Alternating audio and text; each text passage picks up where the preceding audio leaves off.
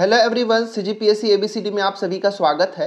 बाल विकास एवं शिक्षण शास्त्र पर आधारित ये हमारा वीडियो लेक्चर नंबर 2 है, जिसमें हम विकास की अवस्थाएं स्टेजेस ऑफ डेवलपमेंट के ऊपर आधारित 30 महत्वपूर्ण एमसीक्यू क्वेश्चन का प्रैक्टिस करने वाले हैं। साथ ही साथ इसमें आप सभी को कई सारे पीवाईक्यू क्वेश्चन भी देखने को मिलेगा। तो अगर आप आगामी छत्तीसगढ़ शिक्षक भर्ती की तैयारी कर रहे हो या फिर सी टेट या फिर सीजी टेट की तैयारी कर रहे हो तो ये वीडियो जो है आप सभी के लिए बहुत ही ज़्यादा इम्पॉर्टेंट हो जाएगा, क्योंकि विकास की अवस्थाओं पर आधारित प्रश्न आप सभी को देखने को मिलता ही मिलता है। तो अगर आप चैनल में पहली बार आए हैं तो आप हमारे चैनल को सब्सक्राइब कर लीजिए, वीडियो को लाइक करिए, दोस्तों के साथ शेयर भी जरूर करिएगा। इस वीडियो का अगर आप सभी को पीडीएफ चाहिए तो आप हमारे जो टेलीग्राम चैनल है सीजीपीएससी एबीसीडी का, उसको ज्वाइन कर लीजिएगा। तो चलिए लेट ना करते हुए आज के इस वीडियो की शुरुआत करते हैं। आपको ये सारे प्रश्नों को टेस्ट की तरह लेना है, वीडियो को पॉज कर करके सारे प्रश्नों का आंसर लगाना है और लास्ट में कमेंट करिएगा कि 30 में से आप सभी का कितना सही हो रहा है। ठीक है, चलिए शुरू करते हैं। और ये रहा आप सभी के लिए question number 1 on the screen. पहला प्रश्न है कि मानव विकास का प्रारंभ होता है ए पूर्व बाल्यावस्था से, बी गर्भावस्था से, सी शैशवावस्था से या फिर डी उत्तर बाल्यावस्था। ये एक अच्छा प्रश्न है, इसको यूपी टेट 2019 में पूछा जा चुका है। तो इसका राइट आंसर जो है ऑप्शन नंबर बी बिल्कुल सही है, क्योंकि मानव विकास का प्रारंभ जो है गर्भावस्था से ही शुरुआत हो जाता है। चलिए दूसरा प्रश्न देखिए, बचपन का सांप्रतिक दृष्टिकोण की मान्यता क्या है।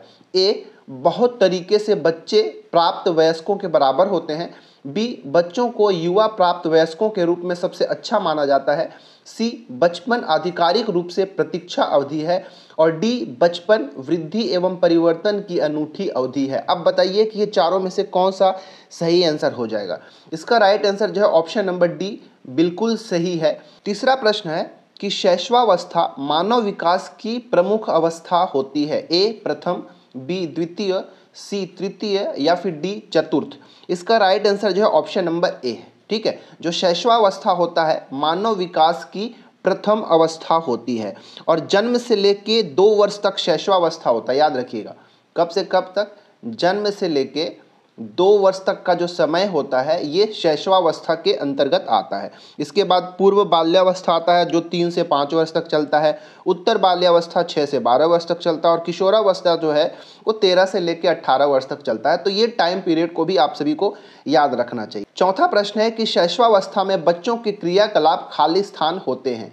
ए मूल प्रवृत्त्यात्मक, बी संरक्षित, सी संज्ञानात्मक और डी संवेगात्मक। इसका क्या राइट आंसर है आप सभी को बताना है। इसका राइट आंसर जो है ऑप्शन नंबर ए है, मूल प्रवृत्त्यात्मक होता है। ठीक है, जो शैशवावस्था में बच्चों के क्रियाकलाप जो होते हैं कैसा होते हैं? मूल प्रवृत्त्यात्मक होते हैं। अब शिशु के अधिकांश व्यवहार का आधार प्रायः शिशु की मूल प्रवृत्तियां होती है, जैसे भूख लगने पर शिशु के रोना, सामने पड़ी किसी भी वस्तु के मुंह में रख लेना, ये सब क्या होता है? शैशवावस्था में बच्चों के क्रियाकलाप जो होते हैं ना मूल प्रवृत्त्यात्मक होते हैं, उसी का उदाहरण है। राइट, चलिए बढ़ते हैं प्रश्न क्रमांक 5 की ओर। 5वां प्रश्न को स्क्रीन के ऊपर ध्यान से देखिए। प्रश्न है शैशवावस्था की प्रमुख विशेषता क्या नहीं है। ए सीखने की प्रक्रिया में तीव्रता, बी जिज्ञासा की प्रवृत्ति, सी अनुकरण द्वारा सीखने की प्रवृत्ति या फिर डी चिंतन की प्रक्रिया। इसका क्या राइट आंसर हो जाएगा बताइए। इसका राइट आंसर जो है ऑप्शन नंबर डी चिंतन की प्रक्रिया। ये चिंतन की प्रक्रिया जो है शैशवावस्था की प्रमुख विशेषता के अंतर्गत नहीं आता है, बल्कि जो सीखने की प्रक्रिया की तीव्रता जो है ये शैशवावस्था का है, उसमें आता है। जिज्ञासा की प्रवृत्ति भी होती है और अनुकरण द्वारा सीखने की प्रवृत्ति भी शैशवावस्था की विशेषता है, बट जो डी है वह शैशवावस्था की विशेषता नहीं होता है। ठीक है, याद रखिएगा। चलिए 6वां प्रश्न देखिए कि निम्नलिखित अवधि में से किस में शारीरिक वृद्धि एवं विकास तीव्र गति से घटित होती है। ए शैशवावस्था एवं प्रारंभिक बाल्यावस्था, बी प्रारंभिक बाल्यावस्था एवं मध्य बाल्यावस्था, सी मध्य बाल्यावस्था एवं किशोरावस्था और डी किशोरावस्था एवं वयस्कता। इसका क्या राइट आंसर है? तो इसका राइट आंसर जो है ऑप्शन नंबर ए बिल्कुल सही आंसर है। ठीक है, शैशवावस्था एवं प्रारंभिक बाल्यावस्था में शारीरिक वृद्धि और विकास जो है बहुत ही तीव्र तरीके से घटित होता है।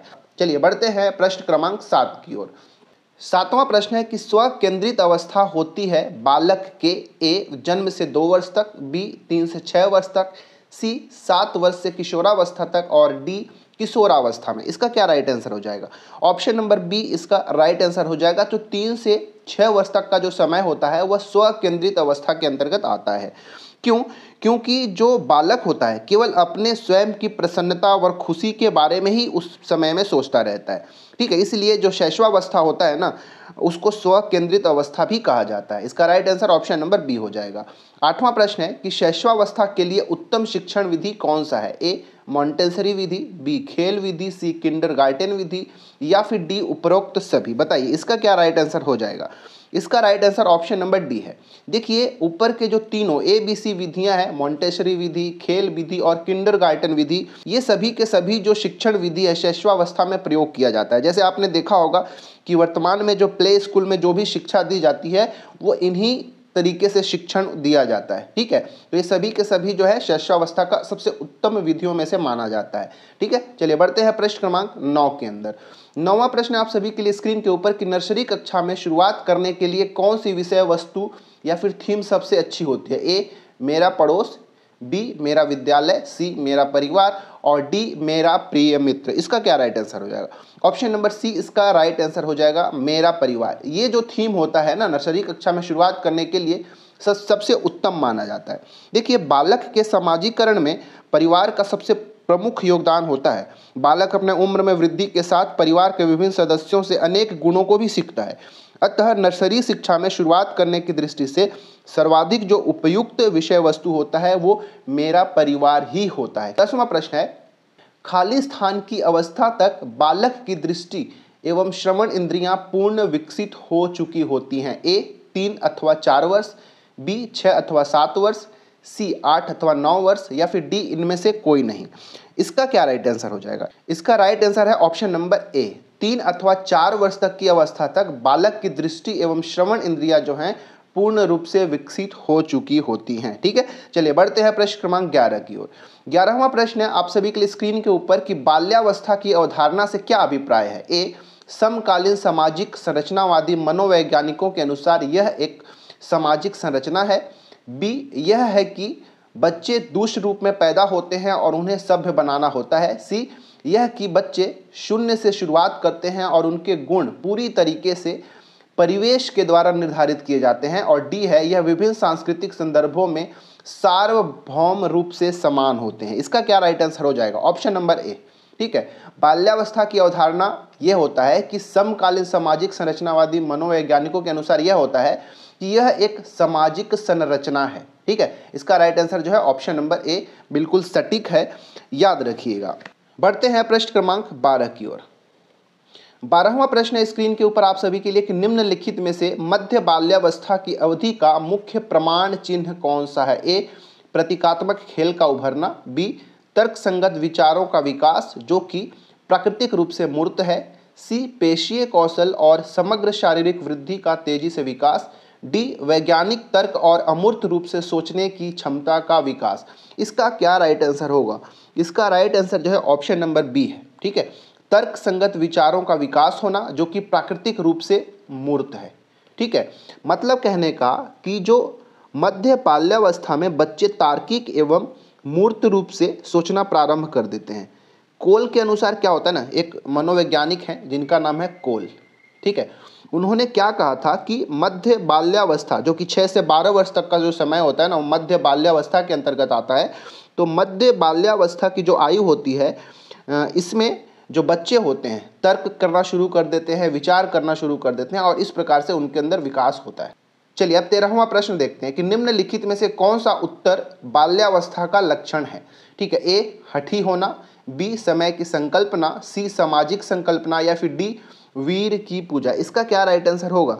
इसका राइट आंसर जो है ऑप्शन नंबर ए, ठीक है।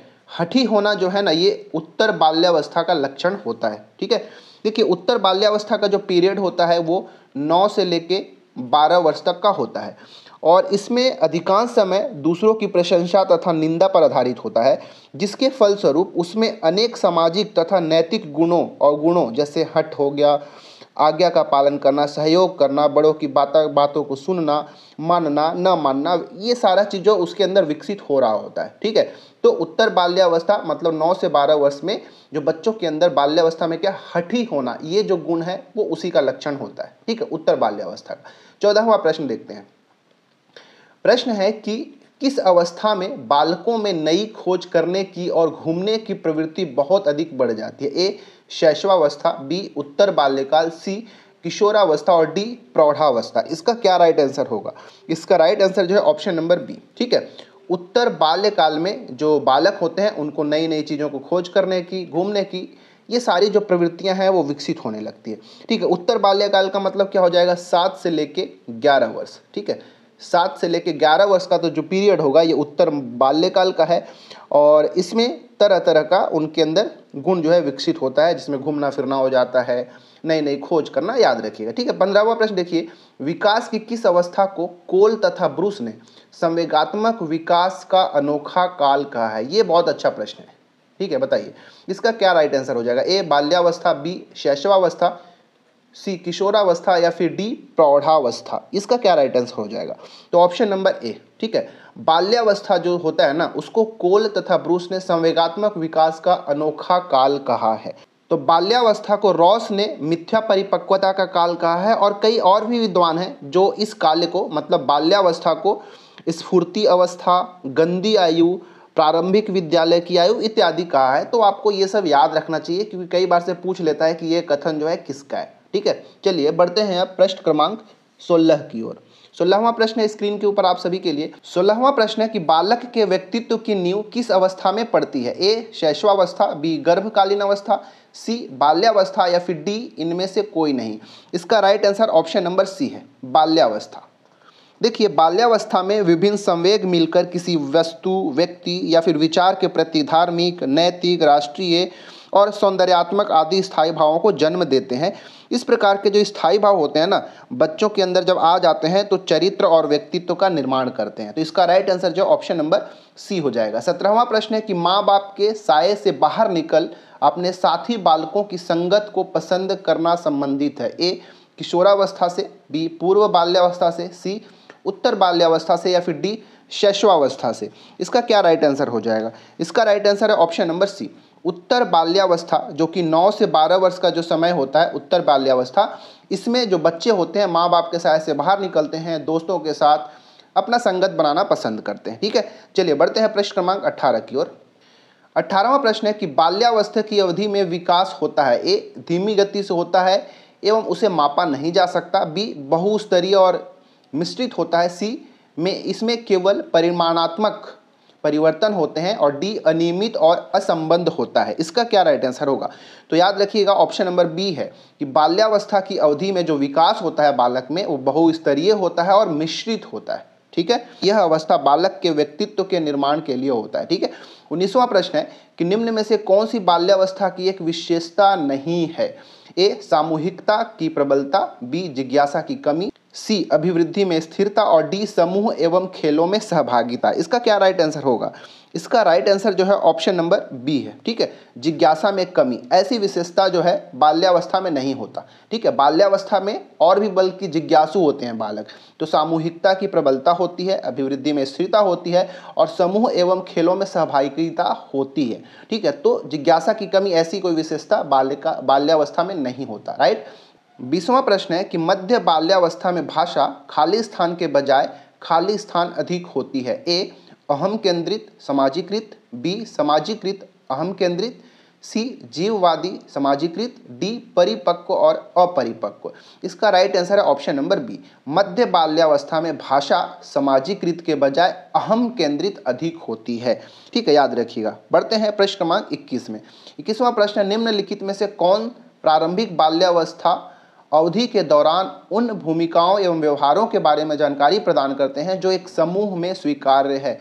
ए अध्यापक एवं साथी, बी साथी एवं माता पिता, सी माता पिता एवं भाई बहन, डी भाई बहन एवं अध्यापक। इसका क्या राइट आंसर होगा? ठीक है, तो ऑप्शन नंबर सी माता पिता एवं भाई बहन इसका राइट आंसर हो जाएगा। ठीक है, जो माता पिता एवं भाई बहन होते हैं प्रारंभिक बाल्यावस्था अवधि के दौरान उन पर भूमिकाओं एवं व्यवहारों के बारे में जानकारी प्रदान करते हैं। ठीक है, और यह एक समूह के रूप में स्वीकार्य भी है, क्योंकि माता पिता और भाई बहन से अच्छा खासा जो है बालकों के अंदर देखने को मिलता है विकास, और उस तरह के गुणों के अंदर भी विकसित होता है। माता पिता और भाई बहनों का गुण भी उनके अंदर आता है, क्योंकि वो उन्हीं से ही सीखते हैं। ठीक है, चलिए बढ़ते हैं प्रश्न क्रमांक 22 की ओर। 22वां प्रश्न आप सभी के लिए कि शर्म तथा गर्व जैसी भावना का विकास किस अवस्था में होती है? ए शैशवावस्था, बी बाल्यावस्था, सी किशोरावस्था और डी वृद्धावस्था। इसका क्या राइट आंसर होगा? Option number B. ठीक है, बाल्यावस्था के अंदर ही बच्चों के अंदर शर्म और गर्व जैसी भावना का विकास होता है। अच्छा, कई बार से ये पूछ देता है कि तनाव और क्रोध का विकास कब होता है? तो किशोरावस्था जो होता है ना, इसमें तनाव, क्रोध जैसी भावना जो है उनके अंदर देखने को मिलता है। ठीक है, 23वां प्रश्न देखिए कि वह अवधि जो वयस्कता के संक्रमण की पहल करती है उसे क्या कहते हैं? ए पूर्व क्रियात्मक अवधि, बी बाल्यावस्था की समाप्ति, सी किशोरावस्था और डी मध्य बाल्यावस्था। इसका क्या राइट आंसर होगा बताइए? इसका राइट आंसर जो है ऑप्शन नंबर सी। ठीक है, किशोरावस्था। किशोरावस्था एक ऐसा अवधि है जो वयस्कता के संक्रमण की पहल करती है। ठीक है, याद रखिएगा। बढ़ते हैं प्रश्न क्रमांक 24 की ओर। 24वां प्रश्न आप सभी के लिए स्क्रीन के ऊपर ये कि 14 वर्षीय देविका अपने आप में पृथक स्वनियंत्रित व्यक्ति की भावना को विकसित करने का प्रयास कर रही है। वह विकसित कर रही है क्या? ए नियमों के प्रति घृणा, बी स्वायत्तता, सी किशोरावस्थात्मक अक्कड़पन या फिर डी परिपक्वता। वो कैसा गुण विकसित कर रही है? तो उसको हम स्वायत्तता कहते हैं। स्वायत्तता का गुण जो है वो विकसित कर रही है। राइट, इसका आंसर जो है ऑप्शन नंबर बी हो जाएगा। 25वां प्रश्न है कि किशोर खाली स्थान का अनुभव कर सकते हैं। ए जीवन के बारे में परितृप्ति के भाव, बी दुश्चिंता और स्वयं से सरोकार, सी बचपन में किए गए अपराधों के प्रति डर के भाव और डी आत्मसिद्धि के भाव। इसका क्या राइट आंसर होगा? राइट आंसर जो है ऑप्शन नंबर बी। ठीक है, दुश्चिंता और स्वयं से सरोकार का भाव का अनुभव जो है किशोर व्यक्ति कर सकते हैं। ठीक है, याद रखिएगा, जैसे मैं कौन हूँ, मैं भी हूँ, इस तरह के भावनाओं का विकास जो है किशोरावस्था के अंदर आने लगता है। ठीक है, याद रखिएगा। चलिए बढ़ते हैं 26वां प्रश्न की ओर। 26वां प्रश्न है कि किशोरावस्था में संवेगों की तीव्रता किस प्रकार प्रकट होती है? ए प्रतिकूल पारिवारिक संबंध, बी व्यवसाय की समस्या, सी नई परिस्थिति के साथ समायोजन और डी उपरोक्त सभी। इसका क्या राइट आंसर होगा? तो उपरोक्त सभी। ठीक है, किशोरावस्था में जो संवेग की तीव्रता होती है वो प्रतिकूल पारिवारिक संबंध से होती है, व्यवसाय की समस्या के कारण होता है और नई परिस्थितियों के समायोजन के रूप में प्रकट होती है। ठीक है, 27वां प्रश्न है विकास के किस काल को अत्यधिक दबाव और तनाव का काल कहा गया है? ए किशोरावस्था, बी प्रौढ़ावस्था, सी मध्यावस्था और डी वृद्धावस्था। इसका क्या राइट आंसर होगा? इसका राइट आंसर जो है ऑप्शन नंबर ए। ठीक है, जो किशोरावस्था है उसी को अत्यधिक दबाव और तनाव का काल जो है कहा गया है। याद रखिएगा। देखिए, किशोरावस्था को तूफान एवं संवेगों की अवस्था भी कहा जाता है। ठीक है, क्योंकि इस समय उनको तरह तरह के भावनाओं से गुजरना पड़ता है, तरह तरह के परेशानियों का सामना करना पड़ता है। ठीक है, और इसीलिए इसको अत्यधिक दबाव और तनाव का काल भी कहा जाता है और तूफान एवं संवेगों की अवस्था भी कहा जाता है। ठीक है, बढ़ते हैं प्रश्न क्रमांक 28 की ओर। 28वां प्रश्न है कि किशोर अधिगम में निम्नलिखित में से कौन सी भावनात्मक विशेषताएं निर्णायक महत्व की है? ए समूह से तादात्म्य की भावना, बी नायक पूजा और संवेदनाएं, सी पड़ोसियों के साथ भावनात्मक संबंधों का विस्तार और डी निर्भरता, उन्मुखता और मित्र बनाना।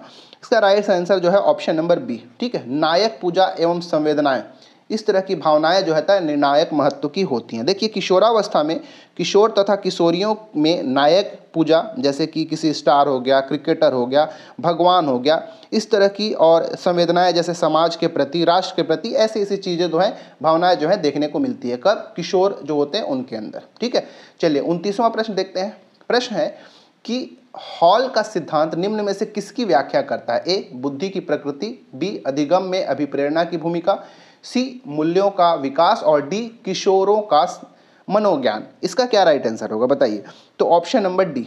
ठीक है, किशोरों का मनोज्ञान, ठीक है, का व्याख्या करता है हॉल का सिद्धांत।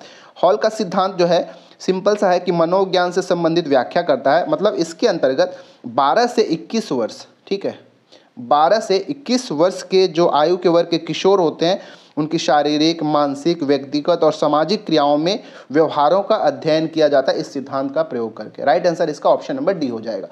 तीसरा और आखिरी प्रश्न इस वीडियो का कि अधिगमकर्ता के विकास की कौन सी अवस्था में संप्रत्यय अधिगम के संवर्धन के लिए पर्याप्त गुंजाइश रहती है?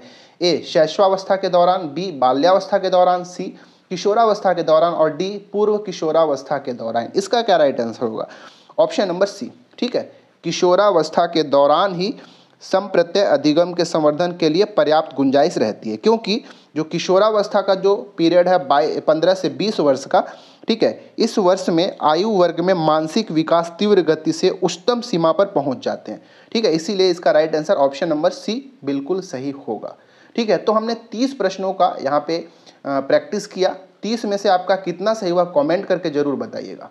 तो इससे पहले भी हमने एक वीडियो जो है ऑलरेडी डाला है, नहीं देखा है तो उसका एक सेपरेट प्लेलिस्ट भी बना हुआ है CDP के ऊपर, तो आप जाके जरूर देख सकते हैं। ठीक है, चैनल में पहली बार है तो सब्सक्राइब कर लीजिएगा, वीडियो को लाइक करिए, दोस्तों के साथ शेयर भी करिए। और जिस भी एग्जाम की आप तैयारी कर रहे हो, चाहे आप टीचर की कर रही हो, CG टेट की कर रहे हो, C टेट का कर रहे हो, बहुत मन लगा के करिए। मिलते हैं किसी और वीडियो में।